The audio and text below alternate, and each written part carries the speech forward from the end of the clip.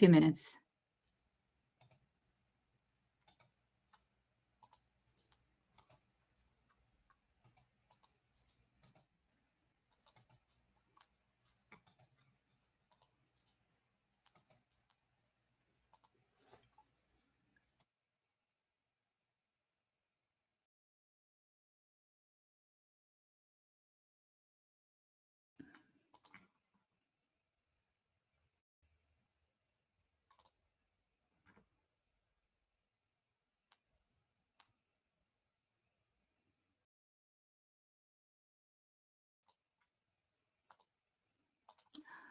Gonna have to close it and reopen it. It's doing what it did today.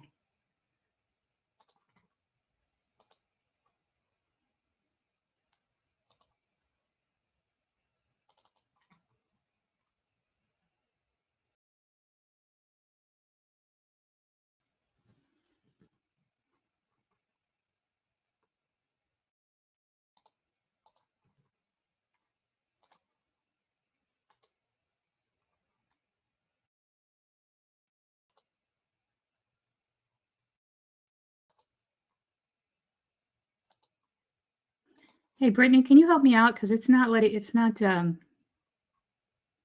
doing what it did today. Okay, I'm trying to pull it up and see if I can share it. It's not letting me see the agenda.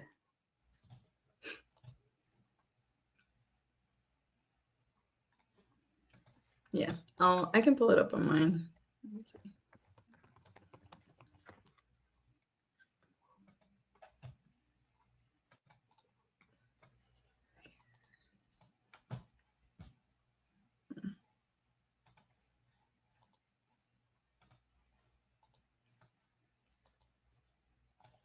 Here we go. Let me share my.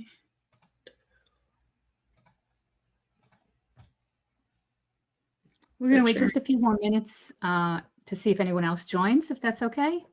So we'll just wait another minute before we get started. Thanks, Brittany. Can everyone see that okay?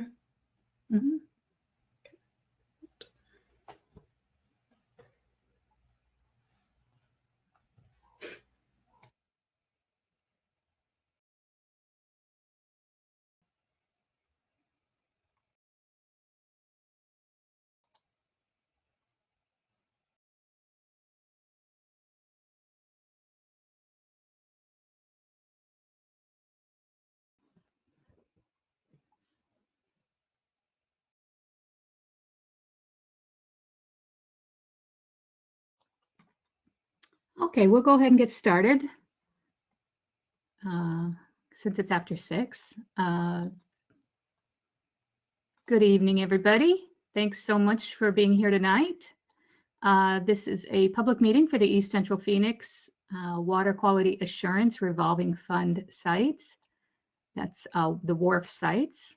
My name is Barbara Boschert. I'm the Community Involvement Coordinator for the sites in the Remedial Project section at the Arizona Department of Environmental Quality. This is Thursday, October 23rd, 2025, and it is 6:02 p.m. This was supposed to be a community advisory board meeting for the WQARF sites, but at the moment, we only have one of our community advisory board members here. If we don't get more of our members here, it will be just a regular public meeting, and we won't handle any of the CAB business. So I'll keep you posted on that. We will still go through all of our presentations and handle those. So I'll keep you posted on the agenda. The agenda may change slightly, is what I'm saying. Let's see. So a couple of business items before we get started. The meeting is being recorded. Copy of the meeting, as well as all of the presentations, will be posted on the ADQ website probably by Monday, early next week. I'm happy to email you, anybody, the presentations and or the recording, any of the materials. Prior to that, if you'd like them, just put in chat that you'd like a copy of those prior to them being posted on the website. We have a presentation for each of the 5 sites that are in the East Central Phoenix area, plus a short presentation on the community advisory boards. We find ourselves running low on board members, and we'd like to boost our membership, so we have a little presentation on what it means to be a community advisory board member. We ask that all questions and comments be held until the end of each presentation. At that point, feel free to ask your questions out loud by unmuting yourself or typing out your question either in the chat feature or the question feature, both of which are located in the top right corner of your screen. You may not be able to see the chat feature. I don't know. It will depend on what your screen looks like. The chat feature looks like a couple of talking icons, voice icons. Oh, and I the don't question have any sound, and there's no chat in order to request via chat. So I can't leave a message in chat to tell you I have no sound. Can everyone else hear and I'm the only one who can't? If so, I'll pop out of the meeting and go back in. But the chat is disabled as well. So you can't hear? She can't hear us? You can't hear me? We can hear you. I can't hear you. We can hear you. My sound is fine, but the chat feature is disabled as well. Well, we can, okay, so we can hear Kim. So next up, also on the top right is a box with a question mark. Can you see that? So you can ask questions in that as well. Let's see if we can get, Yes, that's available. yeah, so we can ask questions in the question section. Brittany, can you take a look and see if why we can't get the audio going for Kim? We're going to try to, it looks like she's gone out and going to try to come back in.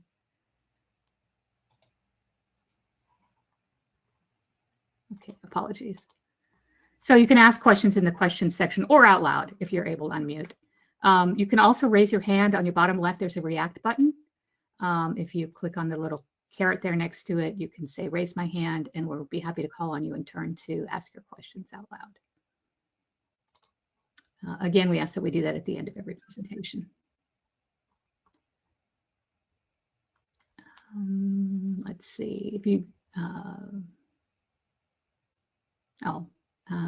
so at the end of the meeting, after all of the presentations, you'll also have a chance then to go back and ask any questions you might have forgotten to ask about the presentations. Just let us know. Okay, we're going to work on getting Kim her audio going. You know what? We do have a quorum.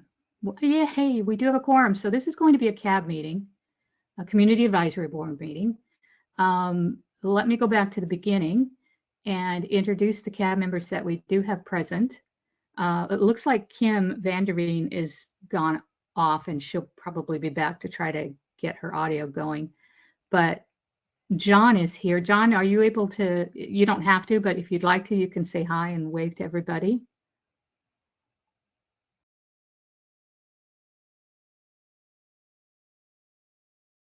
There's Kim. And Jolene Morris is also here.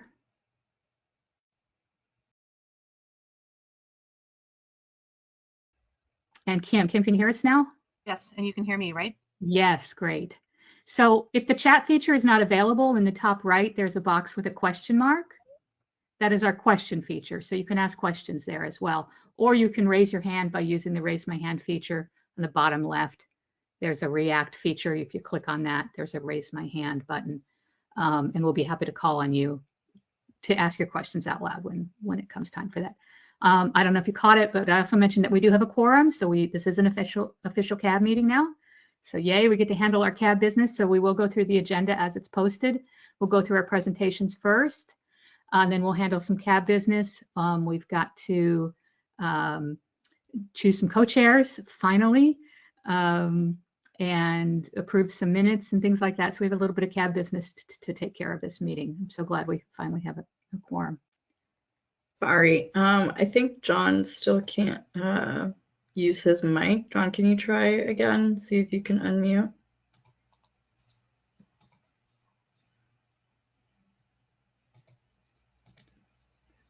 No, I don't think, I'm not sure. That's okay. If we can't hear you, that's fine. You can speak to us in the question section. If that works for you, we can still communicate with you.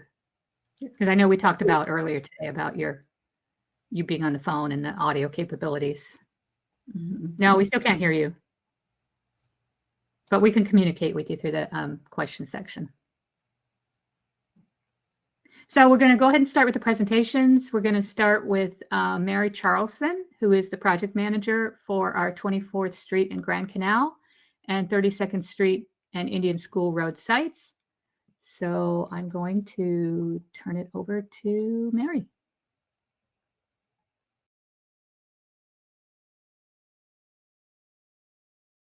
All right, let me just share my screen here.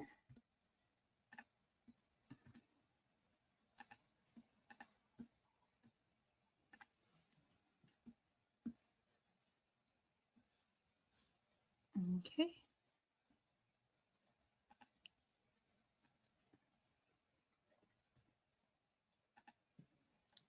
There we go. Do you see the presentation? Yes. All right, perfect. I apologize. I do have a little bit of a cough, so hopefully that won't be too distracting. But thank you, everyone. My name is Mary Charlson, and I am the project manager for East Central Phoenix 24th Street and Grand Canal. I've been with ADQ since 2021, but I'm new to this site. I became the project manager a little bit earlier this year. But in that time, there have been some big updates that I want to share. So let's get started. So we've reached an important milestone. The record of decision was finalized this year in July. That will be the primary focus of this presentation. So this means that ADQ has selected the final remedy and that the implementation of that remedy is underway. And if you look at this diagram of the WQARF process, you can see here that we are at the end stages.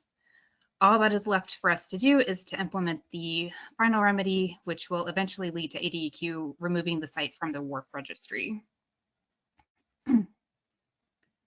So just a brief summary on the site history.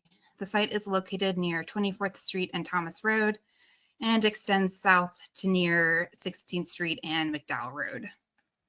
The contaminant of concern is tetrachloroethene, or PCE, and the source of the contamination are former dry cleaning facilities that were located here on the northeast corner of 24th Street and Thomas. Groundwater is the impacted media, and the depth to groundwater is about 90 to 100 feet below the ground surface. Currently, that groundwater contains PCE above the aquifer water quality standard, which is 5 micrograms per liter for PCE. Here I have an image showing the plume boundary outlined in orange. This is where groundwater contains PCE that exceeds the AWQS. The plume has two distinct parts now. There is a portion near the source area and also a down gradient area near 16th Street and McDowell. I also have kind of a shadow of an outline showing the plume associated with the 32nd Street and Indian School Road WQARF site. I'll discuss that one in the next presentation, but it's worth noting right now that the two site plumes are distinct. They're at different groundwater elevations, but they run parallel with each other. 24th Street and Grand Canal is more shallow of the two. So back to 24th Street and Grand Canal, the overall PCE concentration has been decreasing and the plume has been shrinking over the past several years. The PCE maximum earlier this year was 12.8 micrograms per liter in the source area and 5.76 micrograms per liter in this down gradient area. And again, as a reminder, the AWQS for PCE is 5 micrograms per liter, so we are close to being under that number. Excuse me. All right, now let's talk about the remedy. So the selected remedy is routine monitoring by means of monitor natural attenuation. And we are doing this to ensure that the plume is degrading. There are 22 wells in the monitoring network that will be sampled. And we also plan to install 4 new monitoring wells.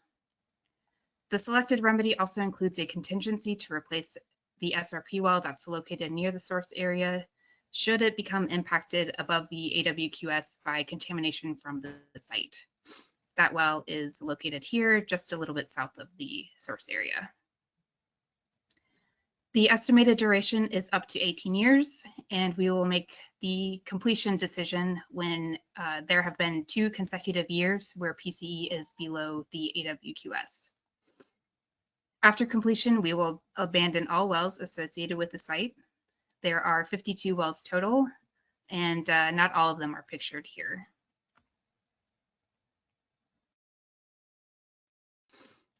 So here's an overview of the costs associated with the remedy. We are currently in year 1, so that is why it's highlighted yellow. And this chart just has a breakdown showing the groundwater monitoring frequency, what reports will be completed, and any significant well construction for any given year. The total selected remedy cost, including the contingency, is just shy of $5 million.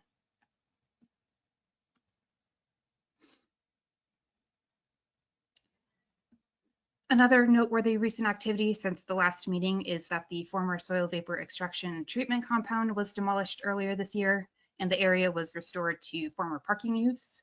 So that is what these pictures show. And for our next steps, we will have 2 groundwater monitoring events this fiscal year. Our fiscal year began in July. The fall event is scheduled for October, and it actually started earlier this week. And the second event is scheduled for spring and will occur in March. And so the annual groundwater monitoring report will then be ready by May of 2026. And if you would like to review the completed record of decision, you can view it on our website. The link is right here, and we can provide this separately as well to you later. All right, so if there are any questions, that was my update. John, I see you have your hand up. Let's see. I know you have to communicate probably in the questions, so we will go to, I believe Kim had her hand up. You have a question, Kim? I do. Can we get a copy of the presentation, since we're supposed to be relaying this to community members, and it's a good quick way with images to be able to share with the Coronado neighborhood what's going on? Yes, I sent them to you in the email yesterday. Really? I can send them to you. Yeah, they were attached in the email. I can send them again if it didn't come through for whatever reason. How about anybody else? Let's see.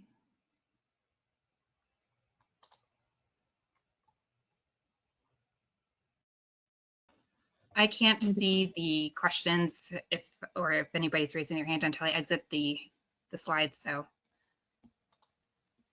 yep, don't if worry, there's any, we'll let you know. Okay, perfect. We're looking. It doesn't look like there's any other questions. John does have his hand raised. John, are you able to come on mic? I don't think he is. Remember, he was in the audio issues, but if you did have a question.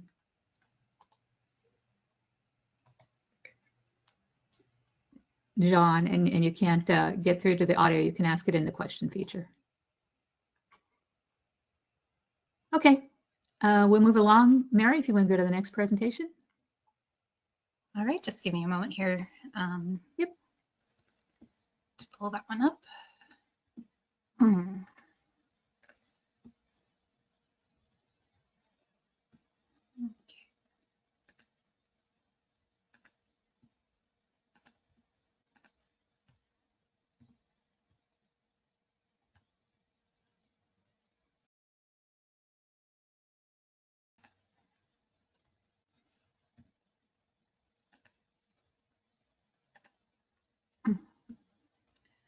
All right.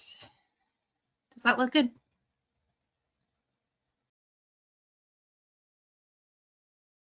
Looks good. Yes. Okay, perfect. All right. So sorry about my throat. All right. Mary, 1 second, Mary. Sorry. Yes. Kim, did you have another quick question? I do, because the recommendation that we made was not adopted in this particular one, the last one. So I'm sorry, I didn't realize all discussion was closed. Barbara, can you Oh, no, no, review no. why it was that when we went to all the effort to make a recommendation, that recommendation was rescinded in the record of decision? Because it came to the CAB board and we had made a different recommendation than the one that was finally adopted.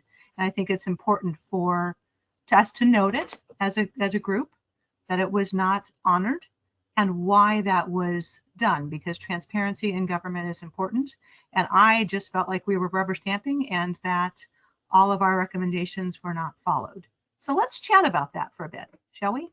And review why it was that the decision was rescinded. Can you remind us of what it was?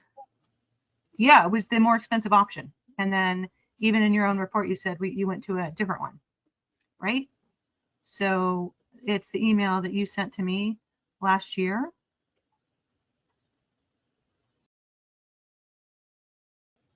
Yeah, And I'm you gonna look for said, that.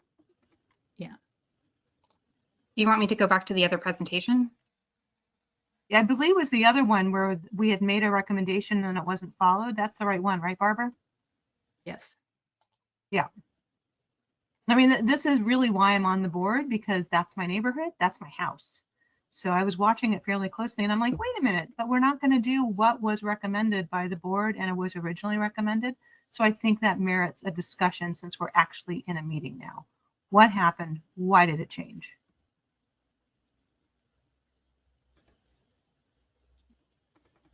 I'm sorry, Barbara. I don't know if you want me to address this. Yeah, I mean, you're gonna have to, I'm looking back at my emails to see what we discussed. But yeah, basically it's why did we change our decision on the remedy? Yeah, I mean, ADQ, we evaluated the data that we had in front of us, and the decision was made to move forward with the record of the decision as I presented it. Then why do we go through the whole process if it's just, it doesn't matter anyway, because what our recommendation wasn't followed? I mean, that's really the larger question, right? We're here as public citizens, so I think it deserves more than we just decided differently. Like there should be a salient explanation for why it changed. Okay, so Recommendation. I'm not sure. I wasn't at the meeting, or I don't recall what you're saying. So I don't understand what you're asking. I mean, I think what you're saying is how come we didn't address the aggressive how come we didn't propose the aggressive remedy that's in the feasibility study? Is that what you're asking? No, can we go back to the slide that shows the steps, please? Tom, can you just introduce yourself, who you are? So Kim knows who you are. Oh, me? Yeah, I'm the unit. I'm the WQARF unit manager. So I'm basically Mary's. I guess Mary and Barbara's manager. So. Fabulous. Mary, could you go back to the original slide that shows all of the steps? So I think Yeah, she's give me talking about one moment. 24th and Grand Canal. Yeah.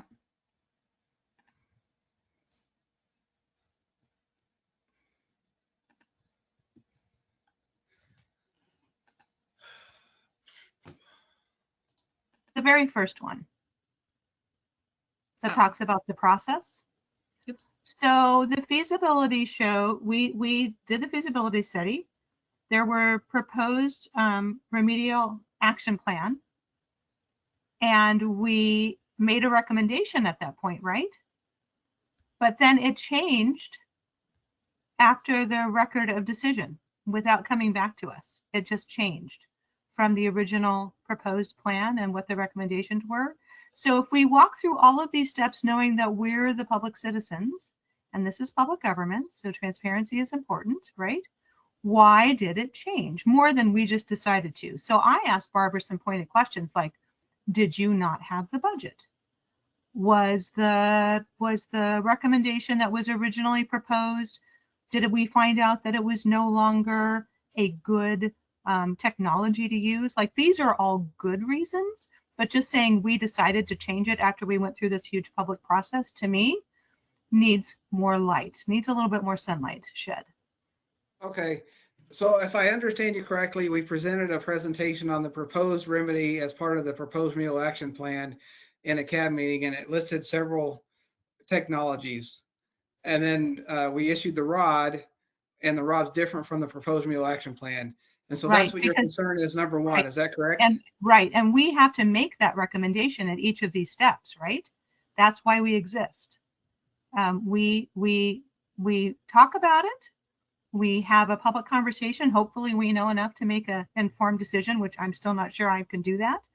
But we go through the feasibility study and we look at the proposed solutions, and then a recommendation was made.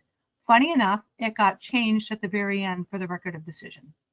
And I think that's unusual that that would happen at the very end, that it would flip from what was recommended, because we were basically following staff recommendation. Why on earth did it switch at the very last minute? I think that deserves a discussion.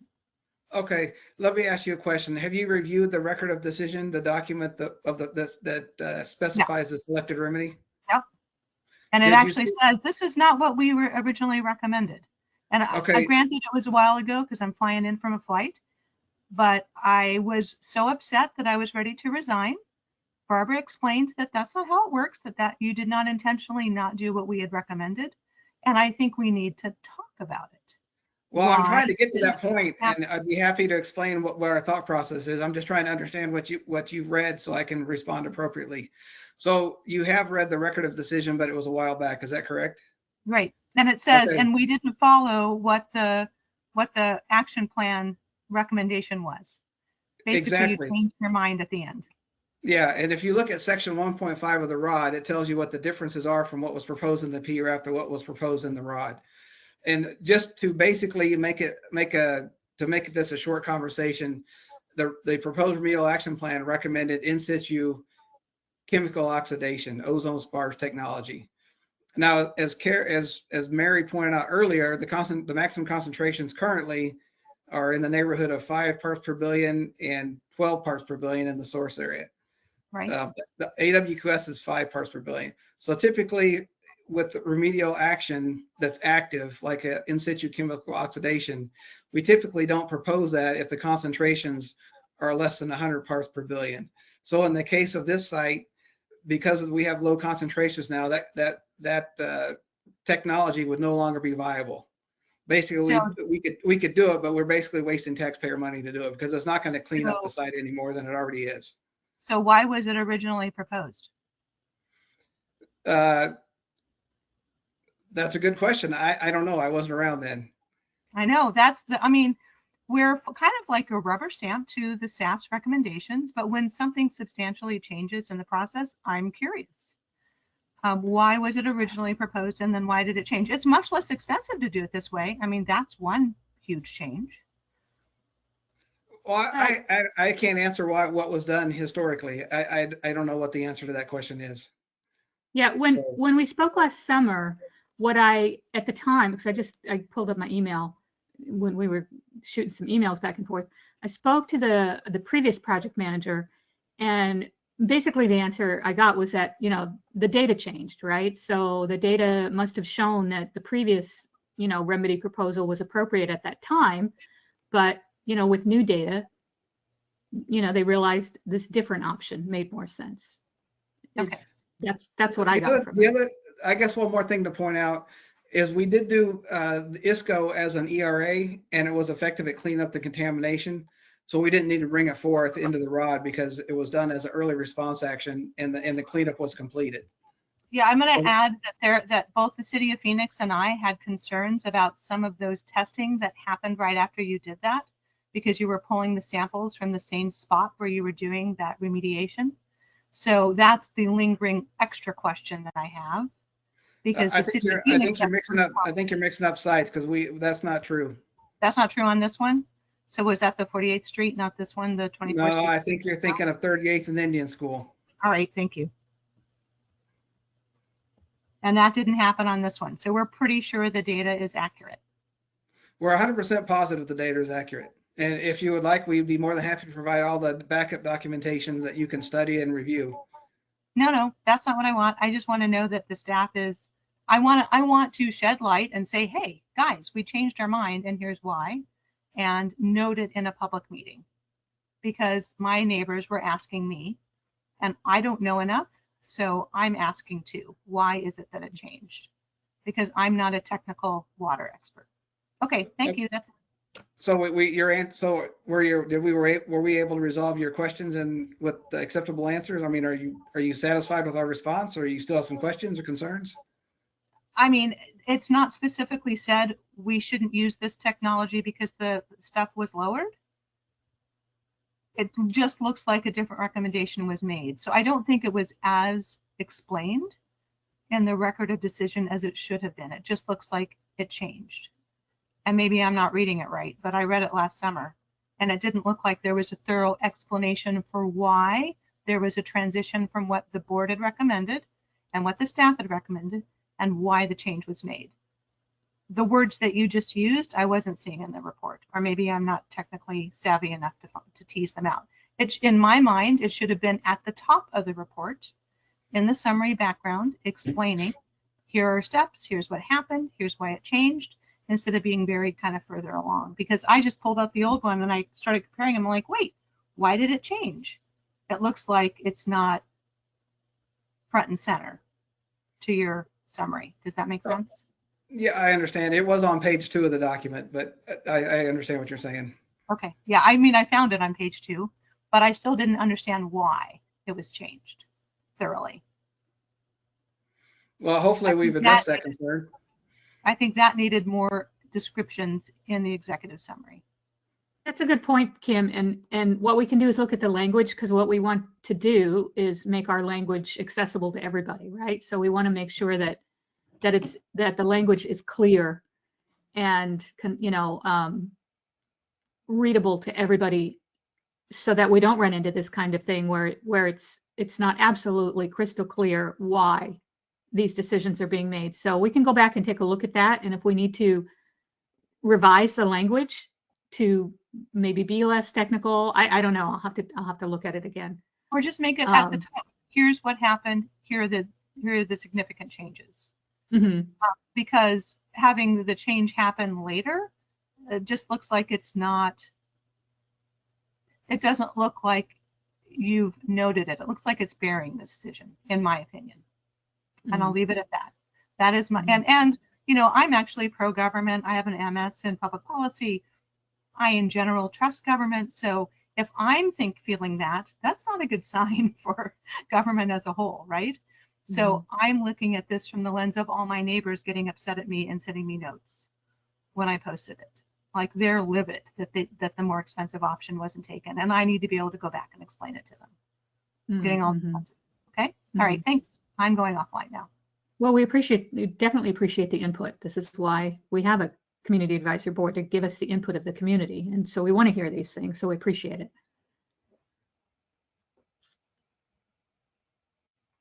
Okay, anything else for that right now? And we can come back to it if we need to later. Okay, let's go on to the next one then, Mary. Let me share my screen again.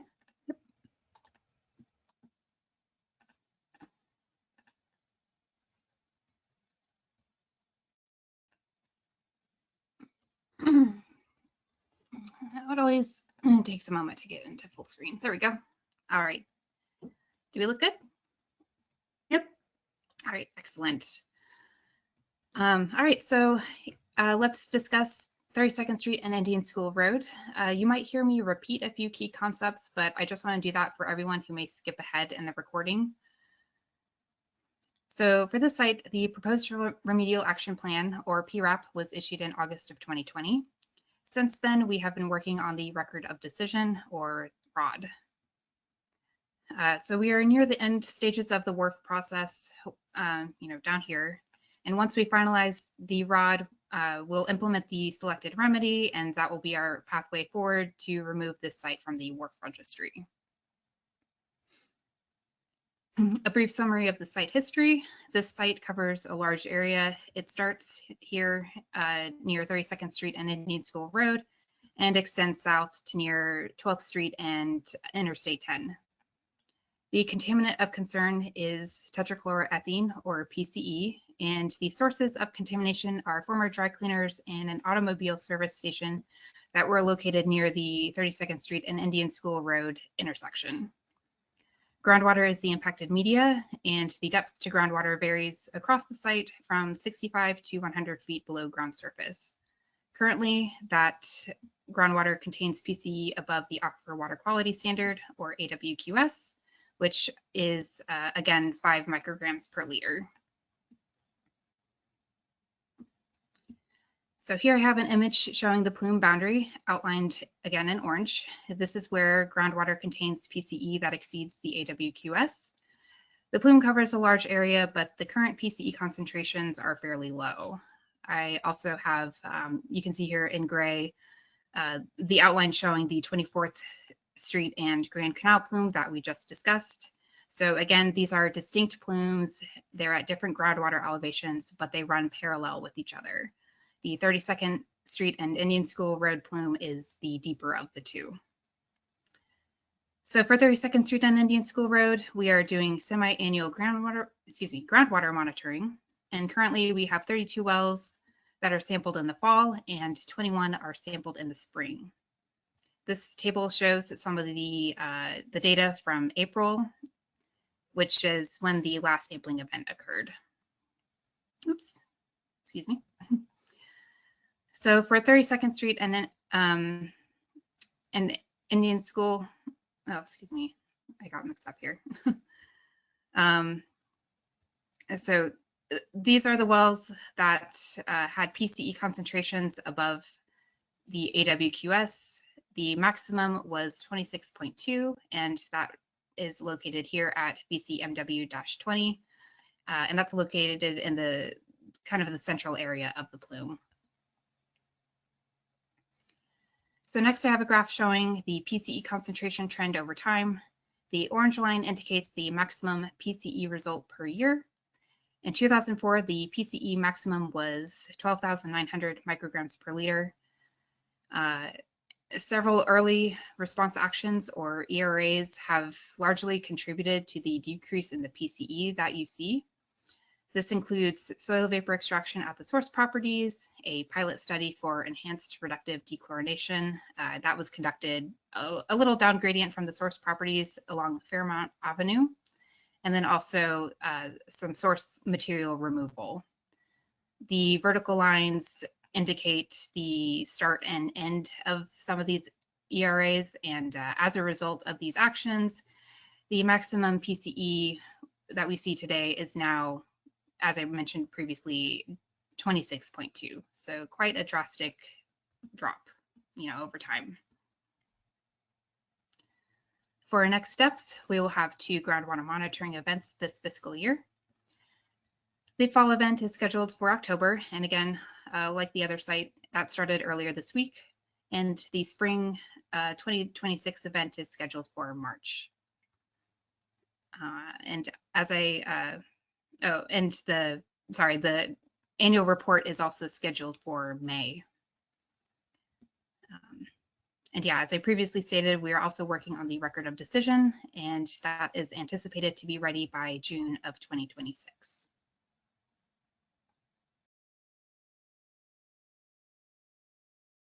So do we have any questions about 32nd Street and Indian School?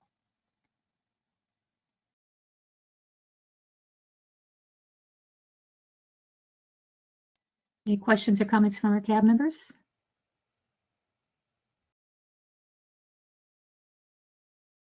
Any of our other attendees?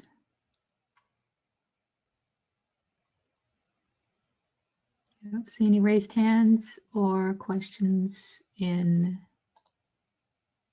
writing.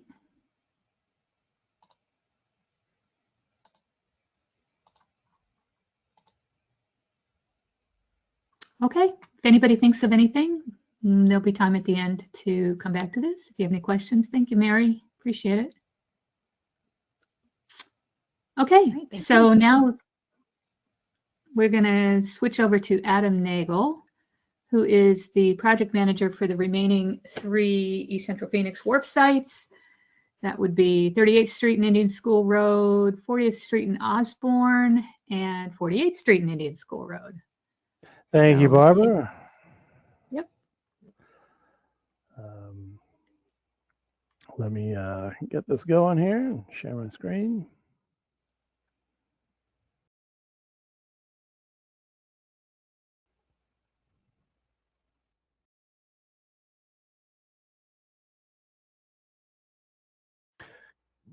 All right. Can everyone see this? No, No? Oh, shoot. we're seeing like your calendar and stuff. Oh, shoot. Hang on 1 second. Let me retry that. I apologize. That's the screen I want. There we go. How does that look? Perfect. Great. So yeah, I'm Adam Nagel. I'm the PM for 38th or 40th and 48th Street wharf sites. I'll start with 38th right now. Currently, we are in the PRAP stage officially. The RI was issued in 2015, and the FS was put out in 2018. And based on early results from after chemical oxidation injections, it was determined that the site was all cleaned up and ready to go, and it was closed. And however, some follow-up sampling in 2019 indicated we missed something, and there was still contamination above Arizona aquifer quality standards.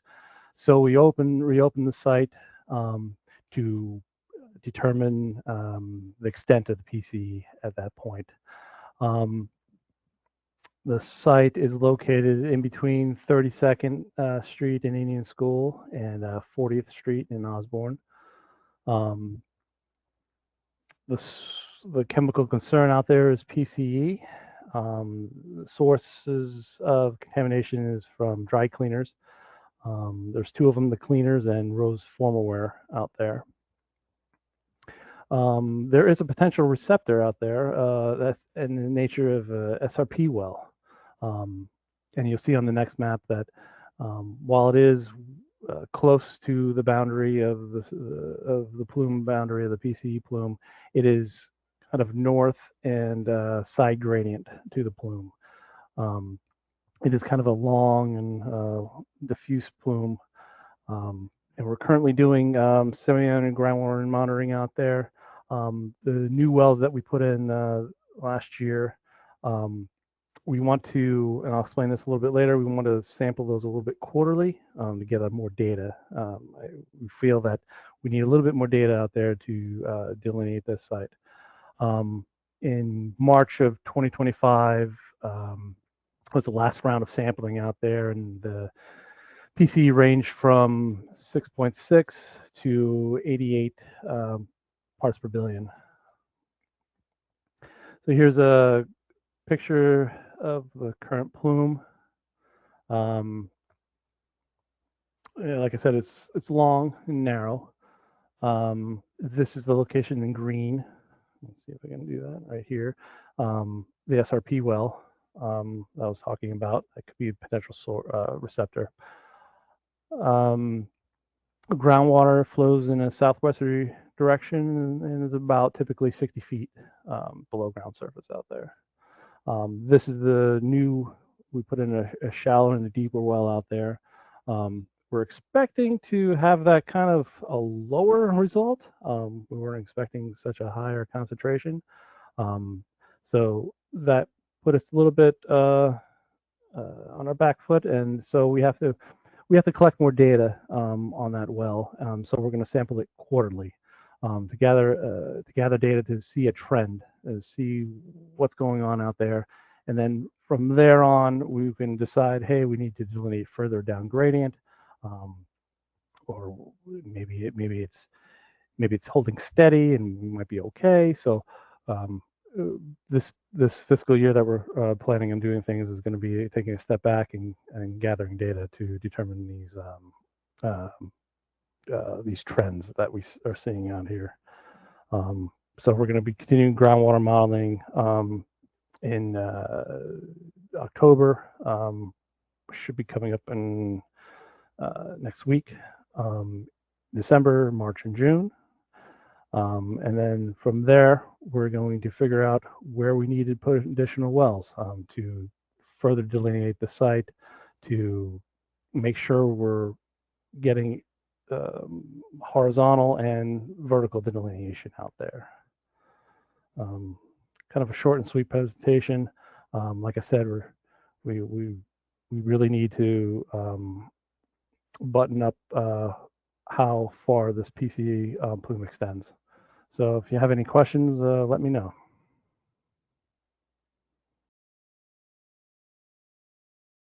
All righty. Do we have any questions from our CAB members?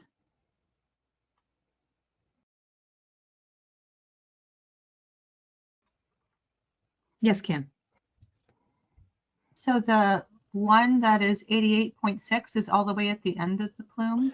Yes, it is, unfortunately.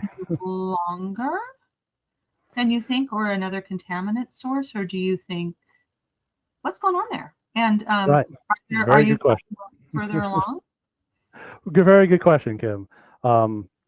So, you know, these PCE plumes are typically long and narrow, and I think we hit a good spot with the location of where 26S and D are. Is right along that midline of that plume. We have a good feeling that we hit a good spot there. So I feel fairly confident that it's still part of the same PCE source. Well, like I said, I just need more data to confirm that, and to go from there. I'm pretty sure we're going to have to extend our well network further southwest. Do you know how much further you would do given how high that reading is? I do not at this point, no. Thank you. Yeah. That's $1 million question. If you can answer that, go right. That'd be great. Hi, Adam. John Hathaway put in the question box, I think the PCE levels in the first monitor well in the alley behind the cleaners hit something like 20,000 ppb, comparable to Motorola 52nd Street, and the range of PCE water saturation, 58,000. Sure. So I think that was originally, if I'm correct, if I'm remembering it right, I think that was original concentrations, and part of the early remedy was an SVE system that dealt with the soil, and part of the early remedy was the injections, which I think covered that, and that's why we're very hopeful to close it out at that point, because it reduced it significantly, and we're not seeing that now though. However, we still do have wells out here, obviously, that are above the 5 parts per billion for PCE, the aqua quality standard for Arizona.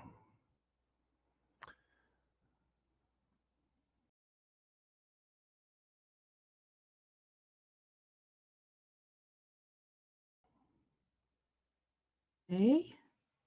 How about anybody else? Any other comments or questions?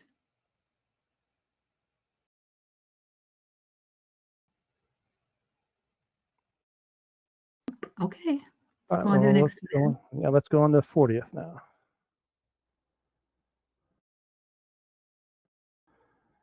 You guys still see my screen? Is that all right? Yep, looks good. All right. This site is still in the PRAP stage. Excuse me, the RI was completed in 2020, and the FS was issued in 2021. Oops. Let me go down here. The site is located just to the east of 32nd School and Indian School, and it is down gradient of 48th Street in Indian School. Another long diffuse plume. The chemical concern out here is PCE. As of right now, still the source of contamination is unknown, and the impacted media is groundwater out there. There is an SRP well out there that's really close to the plume boundary, and it is a potential receptor for that contamination. Currently performing just groundwater monitoring. Our last round in April, we saw PC concentrations above standard that range from 5 to about 109 micrograms per liter. Concentrations have been kind of a little bit mixed, but they have been relatively stable out there, which is good for such a long plume. Next slide. Here's the current extent of it. The groundwater flows in a southwesterly direction. The depth is about 40, 50 feet up to about 80, 90 feet in parts. Again, that green square is that SRP well that is close to the plume. What else? We installed a BMW23 down gradient to further delineate past BMW16D. And you can see we're almost at state standards there. So it's still a good delineation, but as you'll see later in my presentation, that we're going to have to go a little bit further, I think, down gradient to really button it up. Next slide. We're going to continue groundwater monitoring in March, and we're going to install 4 other wells to really, like I said, button up to delineate the side gradients, the horizontal delineation, and a little bit more vertically, to make sure that we are capturing the total extent out there, so that we can make the proper decisions as we make this PRAP, and hopefully it comes out by June of next year in 2026. I created a slide here of where we're expected to go with these 4 new wells. Like I said, I wanted some side gradient wells to button up this plume a little bit more, and I wanted to put down, you see down here towards McDowell Road and 20th Street, a well that's a Century well out there that will give us a good indication for a long-term delineation for the plume. That one is about at 21st Street and East Coronado Road. Barb, can you tell me how to make my pointer go again?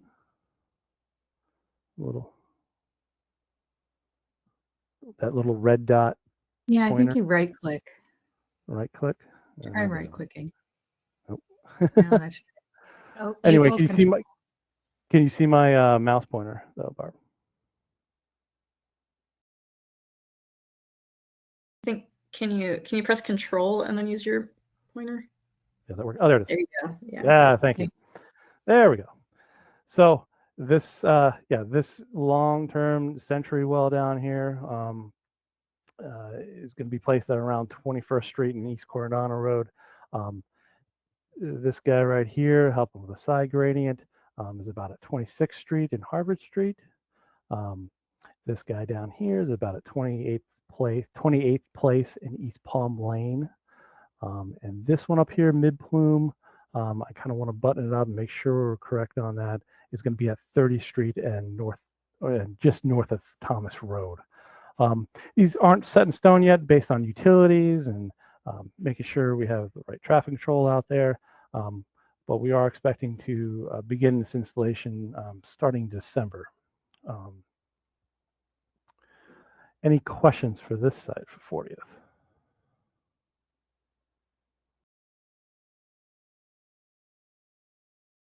any questions from our CAB members?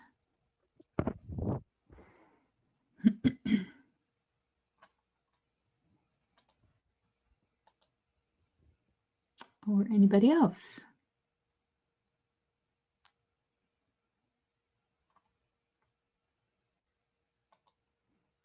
Don't see any written questions, and I don't see any raised hands. All right, well, I'm going to move on to the 48th then. Okay, sounds good.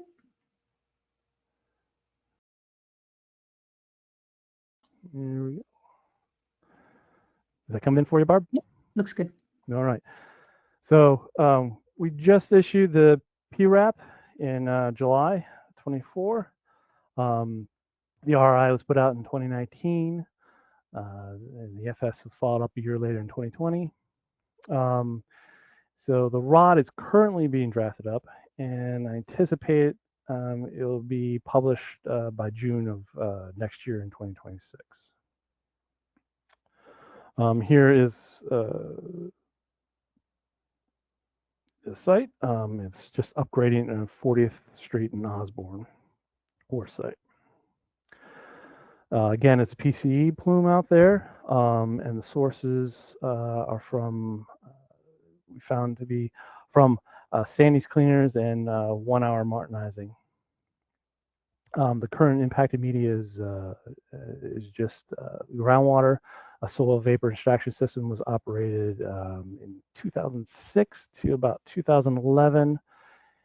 Got rid of about 300 pounds of VOCs, so it knocked out that soil component, and so we just have groundwater impacts out there. We're currently performing 7 AM groundwater monitoring, and in April, our last round of sampling, PC above state standards range from about 15 to about 64 parts per billion in 2 wells, and you can see in SMW 19A and BMW 5B. Those are our 2 wells that are currently above standards.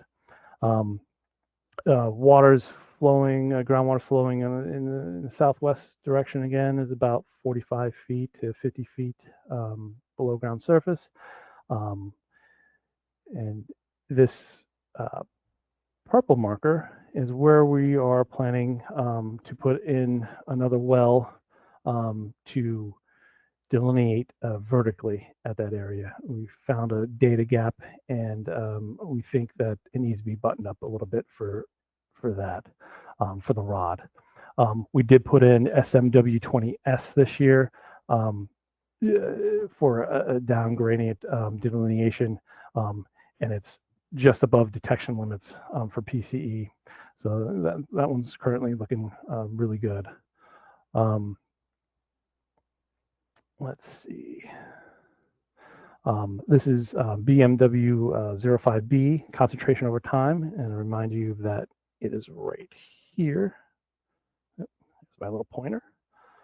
So the last few rounds is a little concerning. We got a little bit of an uptick in PCE concentrations, and hopefully that smooths it out over time is what we're expecting it to do. That it steadies itself and comes back down. We have the same concentration over time for the more upgrading well SMW 19A, and that one has been trending down really nicely, and it's been looking good for us. So that PRAP was published in 24 and included monitoring well installations that we're currently doing. And it outlined a groundwater modeling sampling plan so that we can use that data to monitor the natural attenuation that is occurring out there.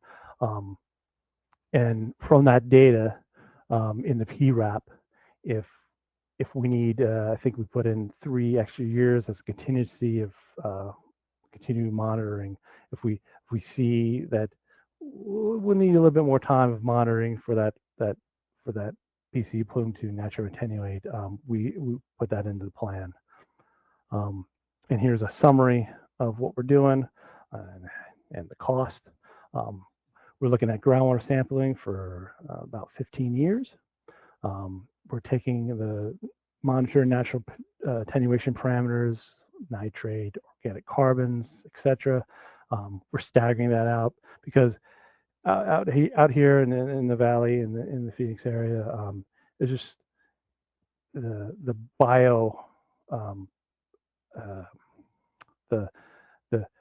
bioreductive chlorination section of the natural attenuation process is kind of weak. There's not enough organic carbon essentially to to facilitate that. However, physical processes for breaking down that PCE still exist. Attenuation of by dispersion, advection, that's what we're looking at. We're looking at doing periodic site reviews every 3 years to make sure we're on the right track. And we put in a well installation contingency, but we had internal discussions. We talked about just putting these wells in to right away to get that data in and to not waste time, pretty much to get that data for our M&A, for our natural attenuation, to get that process rolling sooner rather than later. And we do have a contingency for 3 years of sampling if we see it's not quite coming down as rapidly as we thought. The total cost with inflation is about $2.7 million. Our next steps out here, we're going to still continue to do our monitoring. Our next event is coming up in November. We'll do a spring event in March. Like I said, we're putting a deeper well in near 5B to get that vertical delineation, make sure we have it delineated correctly. And that is starting in November. I just talked to our contractor. They're still on schedule, knock on wood, for starting November 17th. Hopefully it takes about a week. Ideally, we're going to be done by Thanksgiving, but it might take a few days.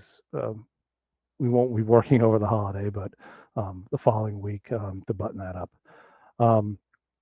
The proposed immediate action plan, like I said, we initially had a notice out for a public comment period. We reissued that notice in August of this year to include additional potential responsible parties. So that this new comment period ends December 1st. And with that, after we get those comments, we can get those incorporated in the record of decision, and hopefully, knock on wood, we'll be publishing that by June of next year. Any questions for 48th? And I just want to point out with that reissued PRAP, the PRAP itself did not change. We just reissued it in order to deal with the legal process of the potentially responsible party issue. Correct? That's correct. Yes. Yeah. That's very correct. So nothing in the technical report changed. No. Yeah. We do have a couple of comments from John in the question section. Okay. Actually, I think this was the previous presentation, just a comment. He said it's interesting how much it has attenuated in the last 30 years, both naturally and with remedial actions. Yeah, 40th has come down quite a lot, which is really good, but we really want to get that downgrading and delineated to make sure we're capturing it as it migrates, as it attenuates on its own. So that's why we're putting in these 4 additional wells. Mm-hmm. And then he's got another one. He says hotspot downgradient of the cleaners could be a secondary source. It's a minor uptick, or a preferential flow path in the alluvium, an ancient buried wash from the Pleistocene. Just a comment. Are you talking about 40th or 48th? I'm not sure. Yeah, it might be 40th, because his next comment, he says, for future slides, please put the site name in the footer. I wandered away and came back to the presentation, and it took me a while to figure out that you were on the 48th Street presentation. So I apologize. Yeah, so maybe I apologize. Yeah, you're right. I didn't put that on there. Yeah. I'll make a note right now. So that middle comment might have been about 40th. Okay. Let's see. Any other CAB members have any comments or questions?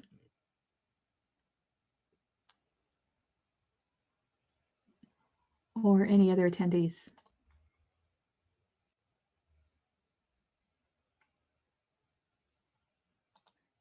No, there's nothing. Doesn't look like there's anything in chat for the questions, and I don't see any raised hands. So I think we're good. So we've finished with all the technical presentations. Thank you, Adam.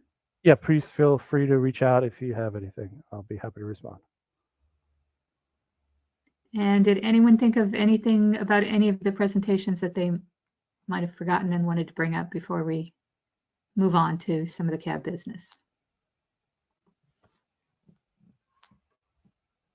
Okay, let's see if I can pull up the agenda.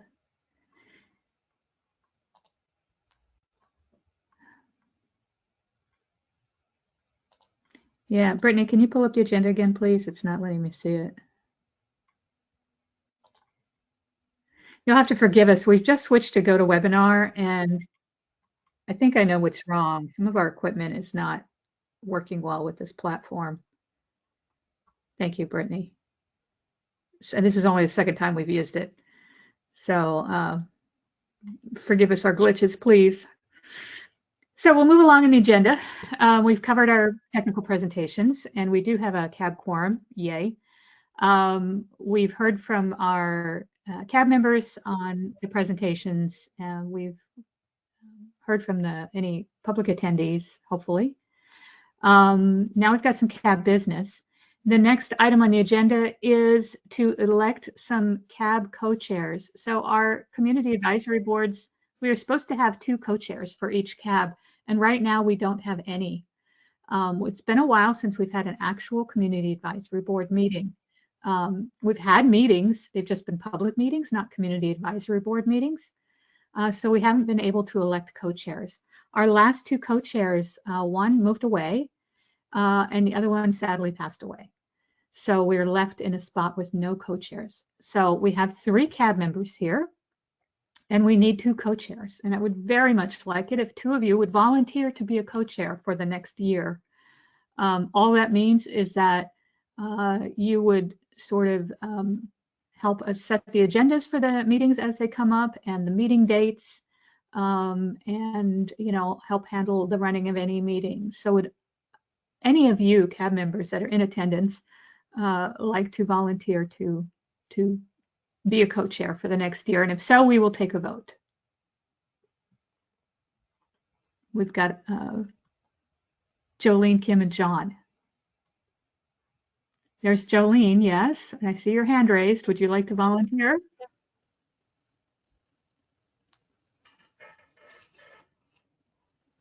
Was that a yes?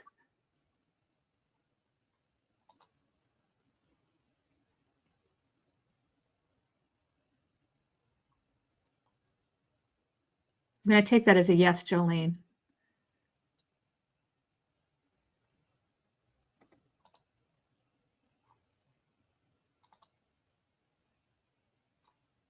Yes, Kim. So I see, oh, John volunteers to be a co-chair. Yes. No, they're not only, so Kim asks same questions. There are only 3 cab members left. No, we have 5. So the statutorily required minimum for a cab is 5. We do have to have a quorum, a majority of members, to have an official cab meeting, which would be 3 in this case. Thank goodness we have 3 here tonight.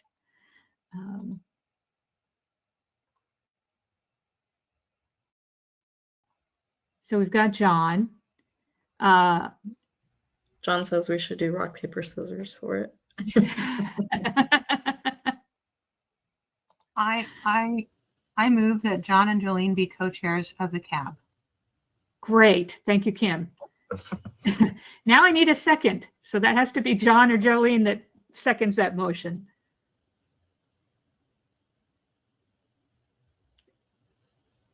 Jolene, I'm going to take that raised hand as a second.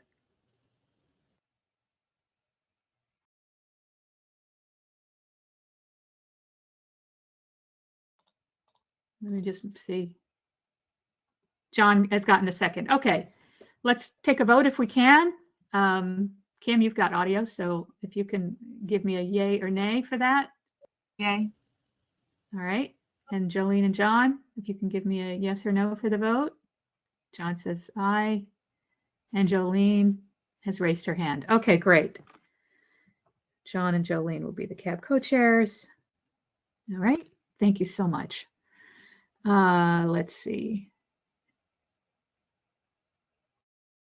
Oh, the next item on the agenda is reviewing the last CAB meeting minutes. So believe it or not, the last minutes we have to approve are from 2020. We I'd like still to have some move approval- Since I was there, I'd like to move approval of the CAB meeting minutes as written from November 19th, 2020. Thank you, Kim. Can I get a vote on that, please, from the remaining members? John is asking if he was at that meeting. There, let me see. Oh, we can see if we can pull those up. You want me to put it up? Yes. Okay. Um, Let me see if I can share let me close that. them real quick. Sorry, we'll pull them up and we'll just check. Give me a second. I think this Yes, is John was them. there. Yes. You there?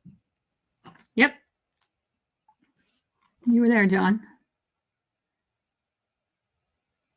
It was a long time ago. So like I say, Jolene says it was a long time ago. We've had meetings since then. They just haven't been official CAB meetings. And when we don't, for a public meeting, we don't keep official minutes. We keep recordings, but not the minutes. Okay, so we get a yes vote from John. Kim, a yes vote from you. Yes. And then Jolene.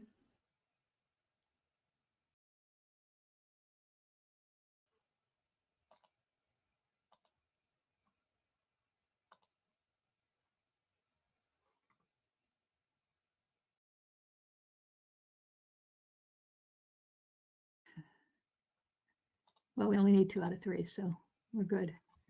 Okay, so minutes are good. Okay, so those go up on the website. Okay.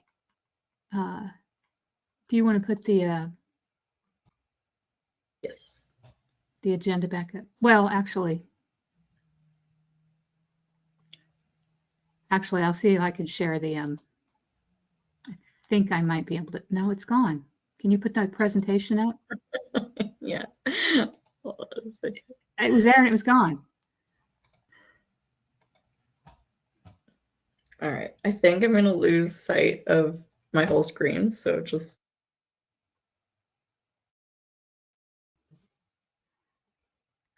Not happy with GoToWebinar.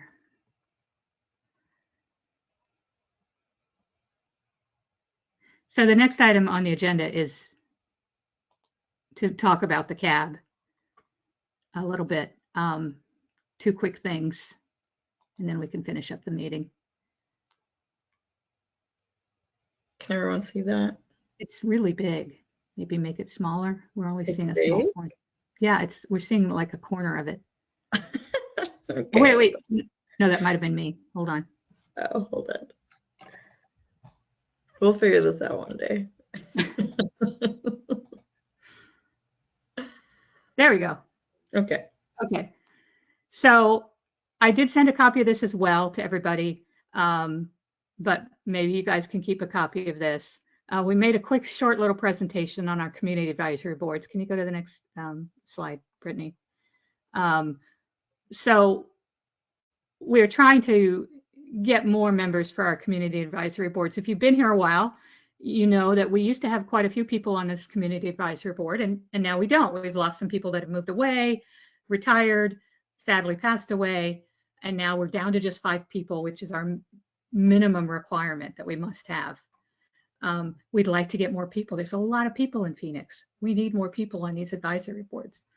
What you may not know is that for over 2 years, 2.5 years, unfortunately, I was the only person able to do the community involvement things for our section. And I just didn't have the manpower, being just me, to go out and recruit more members for our CABs. But now, Brittany, if you want to come on camera for a second, yay, we have Brittany McBain, who is a community involvement coordinator working with me, and she's a rock star. And she's been helping me out tonight with GoToWebinar in the background. And so now we have the manpower, and we have been, in the 6 months that she's been here, we've been holding CAB meetings across the state, sort of catching up and making sure everybody's been taken care of. And one of the things we're going to be doing in the new year is recruiting cab members across the state for all of our cabs and trying to beef them up again, because we've lost membership in a lot of cabs. So this is our little pitch, obviously not to you guys. You guys are here, you're on the cab. But if you know anybody who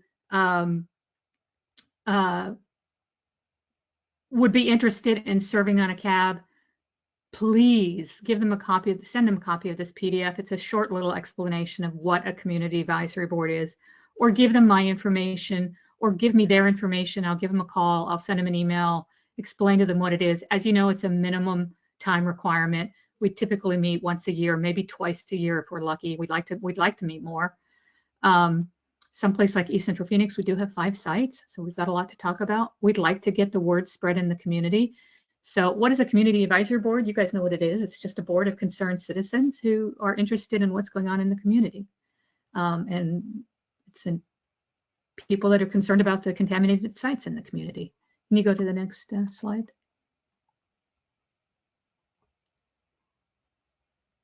And what do?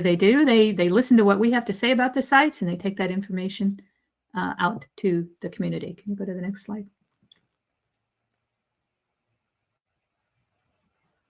What else do? They share the information with the community, and then they also take the thoughts and interests of the community back to us. So it's a two-way street, right? We want to be able to communicate well to you, like Kim was saying before. We want to communicate hopefully clearly to you what's happening at these sites, and then have you take that to the community, and then you take what the community is saying to you back to us. So we want everything to be clear and transparent as to what's going on at these sites, and we need your help and we need the community's help.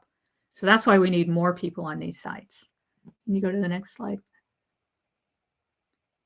And who can be a CAB member? Anybody who's interested in the site. We typically say it's anybody that lives in the site, near the site, has an interest in the area, works in the area, owns property in the area. East Central Phoenix is a pretty vast area, so pretty much anybody out there. You don't have to have a technical background. It's our job to explain to you what the technical information means, and if we're not doing that, then hopefully you will call us on that, and we will find a way to explain it better. So you don't have to be a scientist. You don't have to have a technical background. It's our job to explain it to the community in a way that they can understand. And the same with you, explain it to you so you can take it out to the community.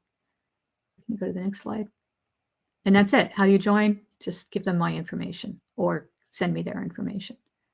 So that's it. I just wanted to let you know that we had this little PDF that you can send out to people.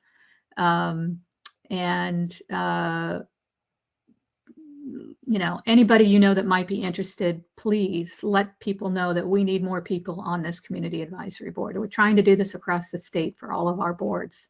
And now that we have Brittany here, we're going to get everybody excited again. Not excited, you can't get excited, but we'd rather all of this went away, right? And one day they will. They'll all be cleaned and the registry will be gone. John says, tell Kim she led a great discussion, and that is very true. She made good points, and we're glad she spoke up. Okay, so you can pull that down if you want. I believe the last thing on the agenda was simply to discuss if there's anything that you guys can think about at the moment that you would like to have brought up at a future meeting. If you know of it now, you feel free to bring it up, or you can always email me. Yes, Kim. When I joined many years ago, we were going to do a training and site visit. So if you manage to do that at any point, as you pull in new board members, I still feel like I kind of know what's going on, but I'm the layperson. And then for your new fantastic outreach person, I would ask that potentially you create these slides in a format that is suitable for digital sharing, so that I could post it to the Coronado and all the rest of the downtown groups to see if anyone's interested. Like, I'm going to share this stuff with the for the neighborhoods that I know. I'll be forwarding it to the various neighborhood leaders. Mm-hmm. For the different plumes is how I relay it. I'll take the presentations and forward them. But if I want to post something, I can take your slides and like crop them, but it would be nicer if there was just something ready to go in a Instagram or Square or Facebook post size. That's it. Ah, I see what you mean. Okay. Mhm. Yes, we can do that. Because it's not just email anymore. No one actually opens their email. It's got to be. I don't do I know. TikTok, but Yeah. And the thing is, see, we aren't allowed to interact on those social media platforms. However, our communications teams can prep it so that it can be used on those and then forward that to you. So that's a good point. So I'll make a note of that. And then as far as the trainings, yes, absolutely. We can come up with we do occasionally do these sort of, remediation 101 kind of things to explain, the technical side of things, how to understand what's going on. And yeah, I've had it on my notes for a long time about a site visit. And that got derailed, obviously, with the pandemic. And then it kind of got derailed because I was on my own for a few years. We had some issues with various reasons why we only had me for a while.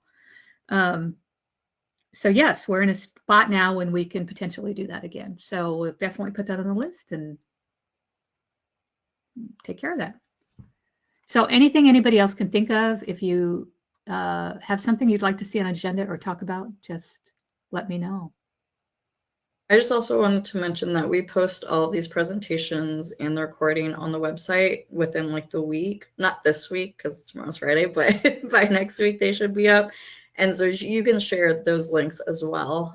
They won't be pretty and Instagrammable, but we can try to work on that as well. Yeah. All right. Well, I want to thank everybody for coming, taking time out of your evening. Thank you so much to our CAB members for coming. I can't tell you what it means to finally have had an actual CAB meeting. Send links to websites. We definitely will. I'll send those to you in emails. I'll send those to all of our attendees, actually. And thank you, Kim and John and Jolene for attending. Appreciate it so much. Thank you, everybody else, for attending, taking time out of your busy evenings to join us tonight. And we'll see you again at the next one. If you have any questions about any of the sites, please contact myself, Brittany, or Mary, or Adam. We're here to answer any questions for you. If you think of anything you've forgotten, just let us know. And we'll go ahead and adjourn the meeting at 7:21 p.m. Thanks, everybody. Good night. Thank you, everyone. Adam is a great successor to ECP. There you go. John says, kudos to all. Yeah, thank and you. it was Everyone taking time out of their day to come do this it's incredible. Yeah, it's great. yeah, no, it was nice meeting everybody. I'm new to these sites, so it was good to get some names for people. All righty, thank you.